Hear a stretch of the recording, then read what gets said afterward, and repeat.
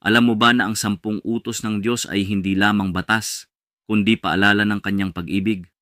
Ang mga ito ay gabay upang mamuhay tayo ng may layunin, kapayapaan at relasyon sa Diyos at kapwa.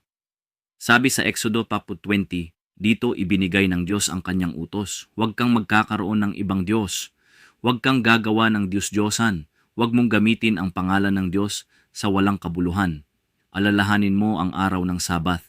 Igalang mo ang iyong ama at ina. Huwag kang papatay. Huwag kang mangangalunya. Huwag kang magnanakaw. Huwag kang magsisinungaling laban sa kapwa. Huwag mong iimbutin ang pag-aari ng iba.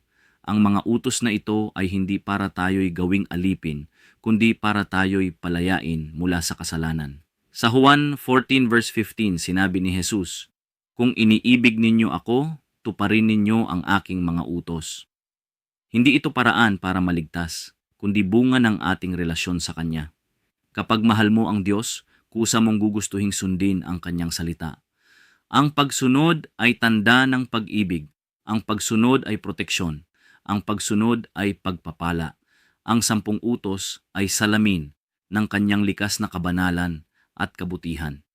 Kapatid, kilalanin natin ang Diyos hindi lamang sa salita, kundi sa gawa, sa pagsunod ng may pag-ibig. Kung ikaw ay na-inspire, i-like, i-share at i-subscribe sa ating channel. Dito lang sa Pag-asa mula sa Biblia.